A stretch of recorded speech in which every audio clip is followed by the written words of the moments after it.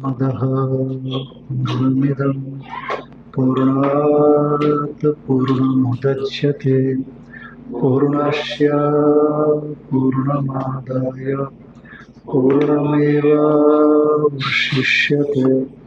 ॐ शान्ति। शङ्करं शङ्कराचार्यं केशवं बादरायणं सूत्रभाष्यकृतौ वन्दे भगवन्तौ ईश्वरो गुरुरात्मेति मूर्तिभेदविभागिने व्योमवद्व्याप्तदेहाय दक्षिणामूर्तये नमः। ओम शांति शांति शांति।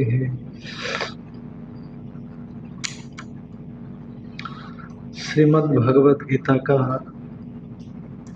ज्ञान कर्म संन्यास योग नामक जो चतुर्थ अध्याय है, उसके 18वें श्लोक के भाष्य पर विचार चल रहा था। तो आत्मज्ञान से अतिरिक्त जो भी ज्ञान है सब मिथ्या ज्ञान है। इसीलिए कर्मादि जितने भी है वो सब माया मात्र होने से तद विषय ज्ञान गौण होने पर वो मिथ्या ज्ञान है। इसलिए उसका कोई जानने योग्य है ऐसा सिद्ध नहीं होता, बोधव्य तो सिद्ध नहीं होता। न च मिथ्या ज्ञानम बोधव्यम भवति। जो कर्मादि संबंधी ज्ञान वो मिथ्या ज्ञान है, अतः बोधव्य नहीं होता। और तत्प्रत्युपस्थापित भाषा मिथ्या ज्ञान मैंने अज्ञान, तो अज्ञान से प्रत्युपस्थापित जो वस्तु वो वस्तुभाषी है, वो वस्तुआभास भी बोधव्य नहीं होता। तो इसीलिए आप ये नहीं कह सकते हैं कि वह भगवान जो है बोधव्यत्व ना, जो इस प्रकार के मिथ्या प्रलाप से कहे हुए वाक्य को बोधव्य से भगवान कहेंगे, ऐसा नहीं कहा जा सकता। तो नापि नित्यानाम अकरणात् अभावात् प्रत्यवाय भावोत्पत्ति। नित्य कर्म का न करना अभाव रूप होने से प्रत्यवाय रूप भाव की उत्पत्ति भी नहीं होती है, क्योंकि वेद यहाँ पर श्रीमद् भगवद गीता में आया है ना सतो विद्यते भावो इति वचना, क्योंकि असत का भाव विद्यमान नहीं होता, असत का अस्तित्व नहीं बनता। असत है तो अस्तित्व कैसा, ये श्रीमद् भगवद गीता में भी कहा है। और कथम असत सज्जायते इति च दर्शितम, कैसे असत से सत उत्पन्न हो सकता है, माने असत सत नहीं बन सकता, असत से सत उत्पन्न नहीं हो सकता, माने असत सत नहीं बन सकता है। ये दर्शित है, पीछे कहीं पर दिखाया है भगवान भाष्यकार ने। असतः सज्जन्म प्रतिषेधात् असतः सदुत्पत्ति ब्रुवता असदेव सद्भावेत सच असद भावेत इति उत्तम स्यात्। क्योंकि असत से सत जन्म का प्रतिषेध कर दिया है। असत से जो पैदा होगा ना, असत से जो पैदा होगा, तो आप सत पैदा हो गए तो नहीं कह सकते। या तो असत शब्द का अर्थ भी किसी रूप में सत होना चाहिए। असत शब्द से सत तो आ नहीं सकता। असत माने तीनों काल में जो है ही नहीं, उसको असत कहेंगे। तो उससे सत तो हो नहीं सकता है, क्योंकि बंध्यापुत्र असत है, उससे सत क्या पैदा होगा, कुछ भी पैदा नहीं हो सकता। पर असत का अर्थ अनभिव्यक्त नाम रूप लेते हैं, तो असत तो हुआ नहीं होगा, केवल स्थूल रूप से नहीं दिखाई पड़ता है, इसलिए आपने असत कर दिया। तो वो है, तो है उससे सत हो, तो सत से सत हो गया, असत से सत नहीं हुआ। असतः सज्जन्म प्रतिषेधात्, असत से सज्जन्म का निषेध किए जाने से असतः सदुत्पत्ति भ्रुवता, असत से सत की उत्पत्ति कहने वालों के द्वारा क्या कह दिया गया कि असत एवं सत भवेत, असत ही सत होता है। जब असत सत हो सकता तो सत असत नहीं हो सकता भाई। जब आपने असत से सत की उत्पत्ति कहा, माने असत से उत्पन्न होने वाला सत क्या होगा, असत से जो उत्पन्न होगा ना, तो असत तो नहीं होगा ना, सत्य तो कहना चाहते हो आप, क्योंकि आप कह ही रहे हो असत से सत की उत्पत्ति होती है। तो फिर आप क्या कहते हो, असत से सद उत्पन्न होता है। ये आपका वचन है, हमारा नहीं है। तो असत से सत की उत्पत्ति होती है, का मतलब हो गया असत, असत ही सत बना। अरे हम तो असत से सत की उत्पत्ति बोल रहे हैं, असत ही सत बना कहाँ बोल रहे हैं? तो हम पूछते हैं कि असत से जो उत्पन्न हुआ वो सत है कि असत है? सत ही कह रहे हैं ना आप। असत से उत्पन्न हुआ, असत से सत की उत्पत्ति तो आप ही बोल रहे हो, हम नहीं बोल रहे। असत और सत जाहिर। जब असत से सत की उत्पत्ति बोल रहे हो आप, तो असत से सत की उत्पत्ति बोल रहे हो, तो असत से उत्पन्न होने वाला सत होगा कि असत होगा? सत ही होगा। तो इसका मतलब असत ही तो सत हुआ ना, कारण ही तो सत के रूप में आया। तो आपको ये कहना पड़ेगा कि असत से सत की उत्पत्ति कहने वालों के द्वारा असदेव सत भवे। असत ही क्या हो गया? जब असत सत हो सकता है तो सत भी तो असत हो सकता है आपके मत में। तो फिर ये कहना होगा कि असदेव सत भवेत और सच्च असत भवेत इति उत्तम स्यात् तच्च अयुक्तम सर्व प्रमाण विरोधा। सभी प्रमाण से विरुद्ध है। न तो सत होगा तो असत नहीं हो सकता, असत होगा तो सत नहीं हो सकता। असत से सत की उत्पत्ति को क्या है? और असत से असत की उत्पत्ति होगी, हम उसी को सब वही सत हो, ऐसा कह रहे हैं। असत से सत की उत्पत्ति एक का वाक्य है। अब असत से वास्तव में रूप में असत की उत्पन्न होगा, तो उत्पन्न हुआ वो सत है, उसको असत से सत की उत्पत्ति कैसे कहेंगे? लेकिन वही हम सत से सत उत्पन्न हो रहा है और उसको असत कहेंगे, कैसे? नहीं, सत से उत्पन्न होना असत को हम ऐसे असत नहीं कहते जो वो कह रहे हैं। उनके असत का बिल्कुल करना पड़ेगा, क्या होगा असत? हाँ, उनका असत, असत का मतलब कैसे? जैसे हाँ, उनका असत का निरूपण है कि जैसे मान लो कि कपाल द्वय में घट अविद्यमान है, कपाल द्वय में घट मौजूद नहीं है, तो उससे घट पैदा हुआ। कपाल द्वय में जो विद्यमान नहीं है ऐसा घट पैदा हो गया, तो असत ही पैदा हो गया। किस रूप में? सत रूप में। असत ही सत हो गया, ऐसा आरंभवादी इसको बोलते। पहले नहीं था, अब हुआ। इनमें ऐसा है। अच्छा, जो हाँ, जो योगाचार है, बौद्ध इत्यादि है, वो क्या मानते हैं? असत से सत की उत्पत्ति मानते हैं। तो असत अभाव रूप है, तो उससे सत की उत्पत्ति कैसे होगी? तो कहने कहीं वहां पर भी असत का था, एकदम से असत नहीं होगा। पर न्यायिकों के यहाँ पर अविद्यमान घट की उत्पत्ति मानते हैं, आरंभवादी मानते हैं, उनको असत कार्यवादी मानते हैं। असत ही कार्य उत्पन्न होता है, माने कारण में असत जो कार्य वो पैदा हो गया है, ऐसा मानते हैं। और वेदांति क्या मानते हैं? कि सत से ही सत की उत्पत्ति, माने कारण में कार्य मौजूद है, कारण में कार्य मौजूद है, पर किस रूप में? कारण रूप में मौजूद है। कारण में जैसे जैसे कि बीज में वृक्ष मौजूद है, पर कारण माने बीज बीज रूप से मौजूद है।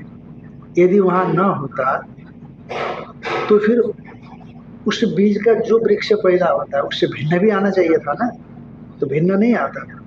और इसीलिए उसकी डाली, शाखा, फल, उसका जो सूक्ष्म अवस्था है वो बीज में मौजूद है, इसलिए वहां था, कारण सामग्रियों के सहयोग से निकला बाहर। अपने अपने कहने की भंगिमा है। कपाल कपाल लेकिन दोनों को मिला के घट की उत्पत्ति हो जाती है। तो घट वहां पे नहीं था, घट दिख रहा है। तो वो अगर ऐसा कहे कि नहीं कपाल में घट तो है, अभी रूप में है, बस ये कुछ क्रिया हो जिससे कि घट प्रकट होती है, वैसा नहीं मानते ना, वैसा नहीं मानते। कार्य कारण में भेद मानते, हम लोग कार्य कारण में अभेद मानते, इसलिए कार्य कारण में समवाय संबंध मानते, कार्य कारण में बिल्कुल भिन्न। हाँ, घट है ही नहीं वहां पर, इसलिए तो असत कार्य का आरंभ होता है। जो असत माने अविद्यमान कार्य कारण में उसका आरंभ होता है, ऐसा मानते हैं। यदि होता तो दिखना चाहिए था।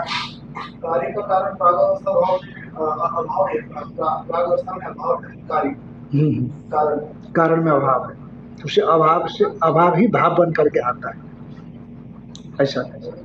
असत जो कार्य है, अभाव रूप कार्य है, वो सत बन करके आता है।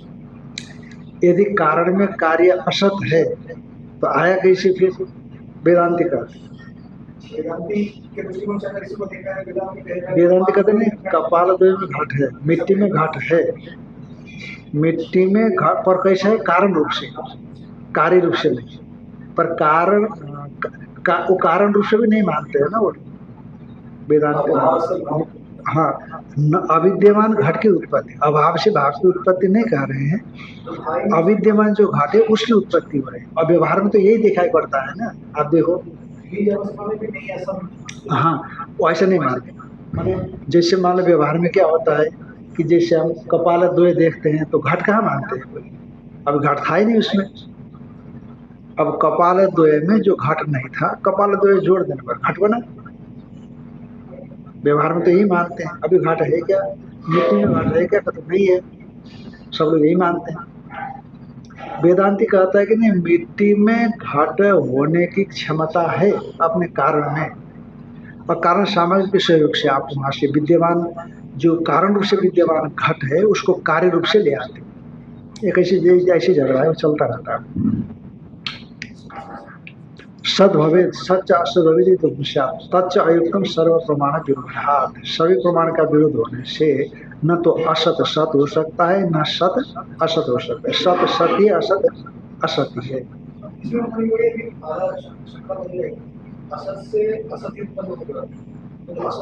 नहीं, असत असत से कोई उत्पन्न ही नहीं होता। असत तो है ही नहीं ना, कहाँ से उत्पन्न होगा। कह रहे हैं कि अगर आप असत से सत्य उत्पत्ति मान रहे हैं तो वास्तव में असत ही है और उसी को सत्य कह रहे हैं, तो हम भी कह सकते हैं कि सबसे असत की उत्पत्ति हो सकती है, सबसे असत की उत्पत्ति क्यों हो सकती है, ऐसा एक हम आक्षेप लगाए हैं सिद्धांत कि इस तरह से आप देख रहे हो। तो अगर वैसे कह रहे हैं वैसे क्यों कह रहे हैं, ये कहने को मतलब नहीं, आप असत से सत्य उत्पत्ति मानते हो तो असत से उत्पन्न होने वाला जो होगा वो सत होकर क्या असत होगा। तो आपके मत में तो असत से सत पैदा हो रहा है ना, तो असत से असत उत्पन्न तो होगा नहीं, तो इसलिए असत से सत हुआ, इसका मतलब हो गया असत ही सत बना, ये तात्पर्य निकला। जब आपका असत सत बन सकता है तो आपका सत असत क्यों नहीं बन सकता। जब असत सत हो गया, न्याय तो बराबर हो गया ना। जब आपका असत सत बना तो आपका सत भी तो असत हो सकता है। जबकि ऐसे यदि मानते हैं तो कहीं पर भी असत का सत बनता हुआ या सत का असत बनता हुआ नहीं देखा जाता, क्योंकि सत सत ही और असत असत ही है। और रही बात हमारा जो अनव्यक्त नाम रूप वाला असत है, वो सत बन करके आता है ऐसा मानते हम। वो तो केवल असत शब्द का प्रयोग होने से हम ऐसा मानते हैं, पर हमारा वो अत्यंत असत थोड़ा ही है, वो तो मौजूद है वहां पर। माने अनव्यक्त नाम रूप से जो मौजूद है उसी को केवल शब्द दिया असत, पर असत कहाँ है, वो तो बीज दशा है ना। तो बीज दशा से अंकुर पैदा होता है तो सर्व न्याय सिद्ध है। इसीलिए हम सत्य से ही सत्य उत्पत्ति मानते हैं। पर सत्य में जो संस्कार आत्मना था, वो संस्कार को छोड़ करके कारणात्मा कार्यात्मना आया, ये मानते हैं। हाँ, प्रकट रूप में आया, इतना मानते हैं। पर आप तो कारण में अविद्यमान की उत्पत्ति मानते हो, जो है ही नहीं उसकी उत्पत्ति कहाँ से हो। इसीलिए हमारे मत के अनुसार मानो कि कारण में मौजूद है, कारण में मौजूद है, जैसे कि वृक्ष कारण में मौजूद है, संस्कार आत्मना कारणात्मना, तो पैदा होता है, इसमें कोई दिक्कत नहीं है।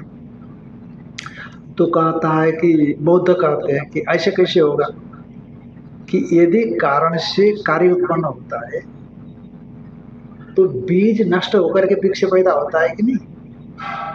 अरे बीज दशा में रहे तो वृक्ष कहाँ से आएगा भाई, तो बीज को नष्ट होना पड़ेगा ना, तभी वृक्ष बन करके आता है, अंकुर बन करके आता है। कहा नहीं, ऐसा नहीं होता। वो बीज में से जो अंकुर पैदा हुआ है तो उसकी संतान धारा अंकुर में आई है कि नहीं। नानुपमृत प्रादुर्भावात, बीज का उपमर्दन हुए बिना, हाँ, बीज उपमर्दन हुए बिना अंकुर नहीं निकल सकता।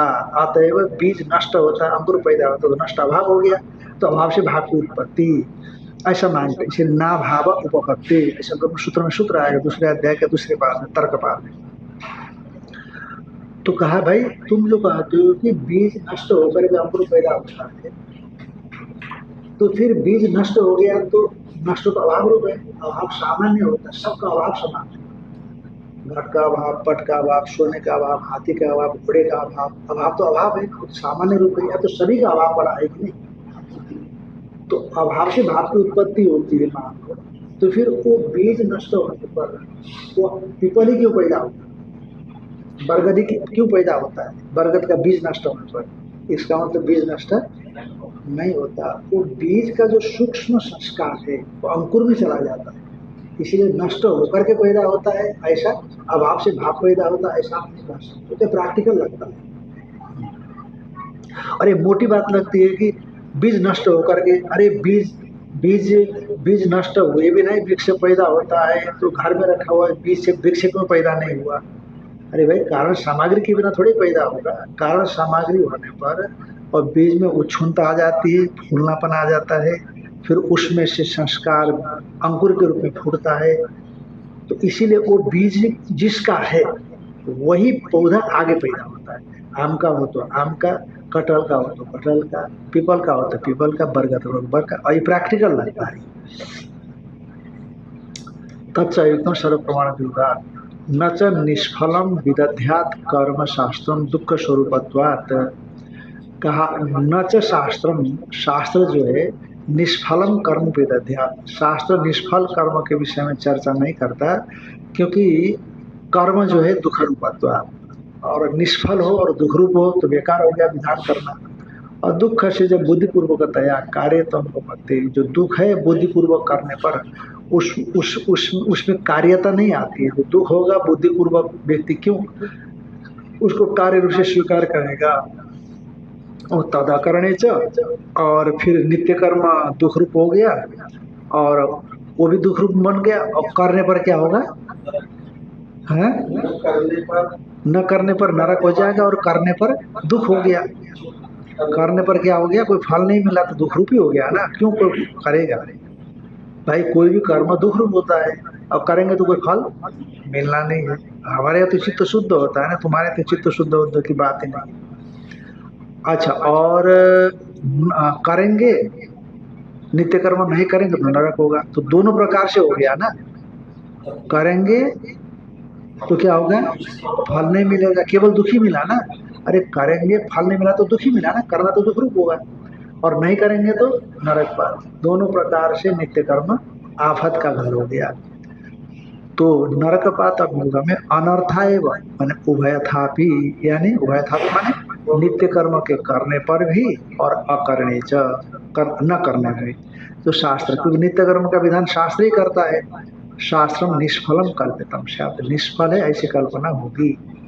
स्व अभियुक्तम विरोधश्च, और स्व जो आपका स्वीकार किया हुआ है उसका विरोध भी हो जाएगा, आपने जो मान्यता बना रखी है कि नित्यम निष्फलम कर्म इति अभिवगम्य, नित्य कर्म निष्फल है ऐसा मानते हुए मोक्ष फलायति ब्रुवता, ईश्वरार्पण भावना से कर्म करेगा तो फल नहीं मिलेगा, मोक्ष होगा, ये जो आपकी मान्यता है वो मान्यता का विरोध आ जाएगा, क्योंकि मोक्ष फल तो मिल ही रहा है। तस्मात् यथाश्रुत एव अर्थ कर्मणि अकर्म या इत्यादि, इसलिए कर्मणि अकर्म या पश्चेत अकर्मणि च कर्म या, ये जैसा ने व्याख्यान किया तो वही यथाश्रुत अर्थ ही ठीक जमता है। तथा च व्याख्या तो अस्माभि श्लोक, उसी तरह से हमने श्लोक का व्याख्यान किया। तदेतत् कर्मणि अकर्मादि दर्शन स्तूयते, वो जो कर्म में अकर्म दर्शन बताया गया है, अकर्म में कर्म, कर्म में अकर्म ही ज्यादा है, ध्यान में आए कि नहीं, अकर्म में कर्म दर्शन थोड़ा उतना उतना ज्यादा महत्वपूर्ण कम लगता है, क्योंकि अकर्म में कर्म दर्शन है ना, वो क्या देखना है वो भी महत्वपूर्ण है, क्योंकि हम तुष्णिम भाव से जो अवस्थिति है, और तुष्णिम भाव की अवस्थिति को हम क्या समझते हैं, अकर्म समझते हैं, तुष्णिम भाव में जो अवस्थिति उसको अकर्म समझते हैं, तो वह कर्म देखना, माने शरीर आदि उनमें तो कर्म होता ही जाएगा पर स्वरूप में कर्म नहीं है, ऐसे स्पष्ट रूप से बोध हो जाना। ऐसे देखें तो स्वामी का विशेष फल मिलता है। हाँ अकर्म कर्म देखने से कोई विशेष ऐसा क्या? हाँ, वही मैं कह रहा हूँ ना, इसलिए पहले वाले में विशेषता है, दूसरे वाले में कम है, पर वहाँ दूसरे वाले में क्या समझना, जो अकर्म जिसमें मान रहे हैं आप, वो कहाँ कल्पित है? शरीर में, स्वरूप में कल्पित है कि नहीं? स्वरूप तो अकर्मा ही है, पर शरीर इत्यादि में कर्म होते ही रहते हैं, इसलिए अकर्म में कर्म दर्शन। माने उस भुलावे में नहीं रहना कि ये हम इंद्रिय शरीर इत्यादि के व्यापार के ऊपर हमको हम क्या समझे, अकर्म समझे, ऐसा भुलावे में न रहना, वो कर्म ही है। और ये जहाँ कल्पित है वो अकर्म है, वहां केंद्रित हो जाओ। ये दूसरा पक्ष का भी अर्थ अंततः वही आना पड़ेगा। स्थूल और सूक्ष्म में जो भी निषेध कर रहा है, उसके भी परे कर रहा है। जैसे मन नहीं रहेगा, नहीं, देखो, कर्मणि अकर्म यह पश्चिम, यहाँ स्पष्ट आपको भान है। क्यों? क्योंकि व्यापार इत्यादि शरीर में है, और आत्मा में व्यापार नहीं है, तो आत्मा अकर्मा है, तो उस अकर्मा आत्मा में व्यापार से विशिष्ट शरीर इंद्रियादियों का आरोप हो गया, तो वहां हमने क्या देखा? कर्म देखा। शरीर आदि में कर्म है, तो अकर्मा आत्मा में कर्म देखा, तो कर्म से अकर्म को ढक दिया गया, तो अब आत्मा ही कर्म जैसा दिखने लगा। अब क्या समझना वहां पर, इसका वाद करते हुए आत्मा वस्तुतः अकर्मा है ऐसा समझना। ये समझ पक्की हो जाए तो मुक्त हो गया ना। सब बुद्धिमान मनुष्य सु, हाँ है। दूसरे में जैसे मान लो, वहां पर भी यही अर्थ लेना है, क्योंकि कोई भी प्रपंच है बिना चैतन्य के अध्यस्त हुए नहीं होता। मैंने दिखाया पीछे टीका में आपको कि चैतन्य में अधिष्ठित व्यापार से विशिष्ट शरीर आदि है, पर चुप होकर के बैठा, व्यापार से रहित होकर के बैठा, तो क्या समझा उसने? अकर्म समझा। तो अकर्म में क्या समझना? कर्म समझना। तो इसीलिए जब तक शरीर इंद्रिया मन बुद्धि इत्यादि उसमें कर्म रहता ही है, पर ये जिसमें अधिष्ठित है वो अकर्म है ऐसा समझना। तो सबुद्धिमान मनुष्य सुसयुक्त कर्म कृष्ण कृष्ण, तो वहीं जाना पड़ेगा आपको, कहीं कहीं से इधर उधर कितना ही शब्द दे दो, पर जाना तो वहीं पड़ेगा। तदेतत् कर्मणि अकर्मादि दर्शन स्तूयते, कर्म में अकर्मादि दर्शन की स्तुति की जाती है। आदि से वही अकर्मणि च कर्मय दर्शन। यस्य सर्वे समारंभा काम संकल्प वर्जिताः ज्ञानाग्नि दग्ध कर्माणम् तमाहुः पंडितं बुधाः। यस्य ज्ञानिनः तत्वदर्शिनः, जिस तत्वदर्शी के सर्वे समारंभा समारभ्यन्ते यदि समारंभा, जिनका आरंभ किया जाए कर्म काम संकल्प वर्जिता, कामना और संकल्प से, कामना और उसका हेतु संकल्प उससे रहित हो जाते हैं जिससे कर्म, तो ज्ञानाग्नि दग्ध कर्माणम, ज्ञान रूप अग्नि के द्वारा उनके सभी कर्म क्या हो गए? नष्ट हो गए हैं। उसी को बुध ज्ञानी लोग पंडित कहते हैं। यश्य माने यथोक्तदर्शिना, जो कर्म में अकर्म अकर्म में कर्मदर्शी, उसको यथोक्तदर्शी बोलेंगे। सर्वे यावंत समारंभा कर्माणि समारभ्यन्ते इति समारंभा।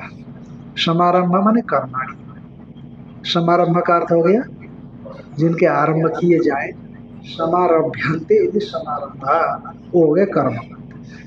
सर्वे यावंत समारंभ कर्माणि, संपूर्ण जितने भी समारंभ अर्थात कर्म है यथोक्तदर्शी के, एक कर्म समारंभ माने कर्माणि कैसे कर दिया, कभी भाव एक कर्म में व्युत्पत्ति करो ना, समारभ्यन्ते इति समारंभ, जो समारंभ आरंभ किए जाते हैं उनको कहते समारंभ माने कर्म।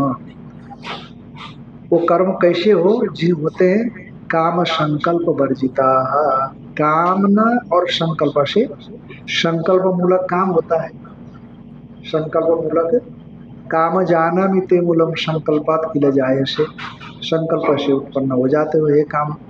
तो इसलिए काम संकल्प वर्जिता माने काम ही माने तत्कारण ही, कामना और उनके कारण जो संकल्प है उनसे वर्जिता वर्जित हो जाते हैं, केवल चेष्टा मात्र बन जाते हैं, क्रिया मात्र होते हैं बस।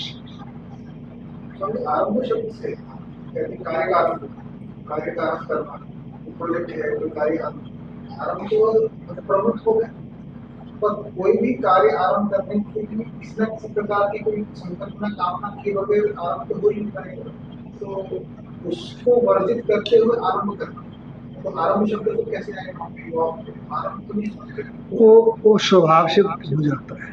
पर शब्द जो आरंभ है, आरंभ को फिर कैसे आरभ्यन्ते इति आरंभा, कर्मारंभ, कर्म ही हो गया। आरभ्यन्ते मैंने आरंभ मैंने केवल प्रवृत्ति नहीं है, वो कर्म, कर्म की प्रवृत्ति है। आरभ्यन्ते इति आरंभ माने कर्म प्रवृत्ति, कर्म प्रवृत्ति। हाँ वो परिक्रमा ही आरंभ हो गई। जो परिक्रमा कर रहे हैं ना, क्रिया कर रहे हैं, हाँ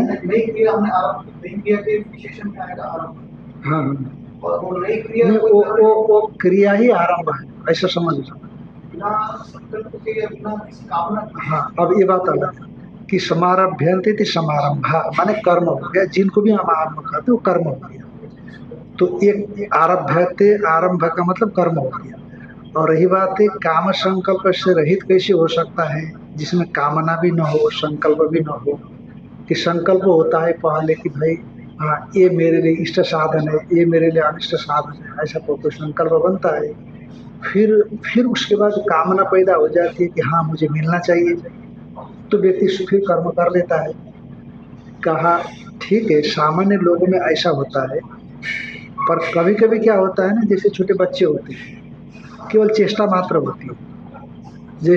जैसे राजा लोग हैं, राजा लोगों की तो मानते हैं कदाचित प्रयोजन भी होता होगा, क्रीड़ा जैसे जंगल में शिकार करने जाते हैं, जैसे जाकर के खेलने लग जाते हैं, तो उनका बहुत बड़ा उद्देश्य कुछ नहीं होता। उनका तो उद्देश्य आप ढूंढ भी सकते हो थोड़ा बहुत। जैसे बच्चा दौड़ रहा है तो आप दौड़ रहे हैं, बच्चा रो रहा है तो आप रोने का बहाना कर रहे हैं। तो कोई काम संकल्प से विशिष्ट होकर के ये क्रिया नहीं कर रहे हैं आप। वही कह रहा हूँ मैं, थोड़ा बहुत हो सकता है, थोड़ा बहुत यहाँ हो सकता है, पर जो ऐसे यथोदर्शी है ना, यथोदर्शी में तो केवल क्रिया ही हो रही है, बस संकल्प नहीं उसके अंदर कामना नहीं है। यदि कामना होगा तो प्रजाति यदा कामा जो बताया गया है वो बनेगा, क्योंकि यथोदर्शी है। कार्य शुरू करने के बाद ये विचार आना सही लगता है कि ठीक है, मैंने प्रोजेक्ट से कार्य शुरू किया था, लेकिन अभी मुझे इसमें किसी प्रकार की कामना नहीं करती, वर्जन करना वहाँ पे वर्जन करना ठीक है। लेकिन मैं जब शुरू करने की पहली अवस्था, जब ये काम शुरू किया है, उसमें काम संकल्पना ना हो, प्रवृत्ति माने जैसे पीछे नहीं आया लोक संग्रह के लिए होता है, लोक संग्रह के लिए नहीं वो काम है। ज्ञानी का जो कार्य है उसमें कोई मैंने कोई बाध्यतानुवृत्ति लाई है। यदि समस्या का समाधान नहीं होता तो बाध्यतानुवृत्ति लाई है, उसका कोई कामना नहीं रहता है कि मेरे को फल मिले या कुछ हो। अब लोगों के भलाई के लिए हो, इतना भी रखता है तो क्या फर्क पड़ता है। यदि ऐसा है तब भी ये भलाई का जो भाव है ना, वो भी बाधित होकर के ही है। और किसका क्या भला करना होता है, एक अद्वैत से अतिरिक्त तो कुछ है ही नहीं। पर थोड़ा बहुत दिखता है, मानो जब तक शरीर है ना, जीवन मुक्ति दशा में दिखता भी है, बाधितानुवृत्ति से दिख रहा है कि हाँ लोग दुखी भी हो रहे हैं, सुख भी हो रहे हैं, उपदेश भी तो करता है ना, ये थोड़ा भाव है। तो इसीलिए उसमें वो जो आरंभ करता है वो काम संकल्प से वर्जित होता है, इसे यथोदर्शी की बात है।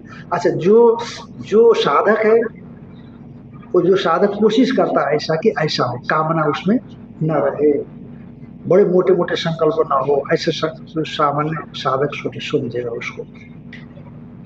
काम संकल्प वर्जिता, काम ही तत्कारणिश्च संकल्प वर्जिता, मुधैव चेष्टा मात्रा, मुधाएव चेष्टा।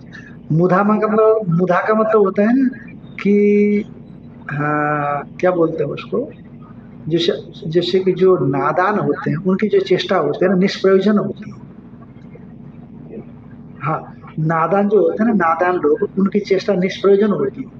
जैसे मतलब जैसे आप पैर हिला रहे हो, ऐसा बैठ करके पैर हिला रहे हो, उसका कोई उद्देश्य होता है क्या? अब कुछ न कुछ करता रहता है, हमारी बहुत सी चेष्टाएं हैं, हाथ हिलाना है, पैर हिलाना है, उसका कोई प्रयोजन नहीं होता, पर हिलता रहता है। तो जैसे वो चेष्टा होती है उसी तरह से अच्छी कामना। हाँ वो क्रिया कही गई है, अच्छी और अच्छी। हाँ, तो ऐसे कोई ऐसे स्वाभाविक ही चल रहा है, उसमें कोई कामना संकल्प नहीं है। ये पुरस्कार से मुधैव चेष्टा, चेष्टा में कोई सार नहीं है, मतलब मुधाइव चेष्टा मात्र अनुष्ठीयन्ते प्रवृत्तेन चेत लोक संग्रहार्थम। यदि प्रवृत्त कर्म वो ज्ञानी है तो लोक संग्रह के लिए करेगा, और निवृत्तेन चेत, यदि निवृत्त है, जैसे जनक के विषय में कहा, कर्म का त्याग किए बिना ही उनका क्या हो गया, ज्ञान हो गया। और यदि ज्ञान होकर के कर्म करे तो लोक संग्रह के लिए हो गया, मैंने प्रवृत्त कर्मा थे ना वो लोग पहले, इसलिए ज्ञान हो गया तो फिर वो गायता निवृत्ति से चलता रहेगा, पर उनकी चेष्टा में कामना संकल्प नहीं रहेगा। ठीक है, लोक संग्रह के लिए हो, वो लोक की भलाई के लिए, उनका कोई उसमें कामना संकल्प नहीं रहेगा। और निवृत्ति चेत, यदि सुखदेव जी जैसे होंगे तो जो भी थोड़ा बहुत होगा तो जीवन मात्रार्थम, जीवन चलाने मात्र के लिए होगा। भिक्षाटन है, जल ले आना है, शौच जाना है, कपड़े पहनना है, वो जीवन मात्र के लिए, कोई लोक संग्रह भी वहां नहीं रहता। शरीर निर्वाह, लोक संग्रह माने जीवन मात्र में शरीर निर्वाह के लिए। तम ज्ञानान्वित कर्माणम, ज्ञान रूप अग्नि से दग्ध हो गए कर्म जिसके, दोनों है, दोनों है ज्ञानान्वित कर्मा है, उनको कर्मादो अकर्मादि दर्शनम ज्ञानम, उसी का व्याख्यान है। ज्ञान हो गया कर्मादि में अकर्मादि दर्शन, ज्ञान वही अग्नि है, उसके द्वारा यानी ज्ञानाग्नि के द्वारा दग्धानि शुभाशुभ लक्षण कर्माणि यस्य अशुभान मोक्षते कहा था पीछे, तो इसीलिए अशुभ के लिए शुभ भी लेना ना, वहां पर दोनों प्रकार के कर्म उसके नष्ट हो गए हैं। शुभाशुभ लक्षण कर्माणि यस्य दग्धानि, दग्ध हो गए हैं। तम आहु परमार्थत पंडितम बुधा, परमार्थ तो उसको पंडित ब्रह्मवेत्ता लोग उसको परमार्थ क्या बोलते हैं, पंडित बोलते हैं।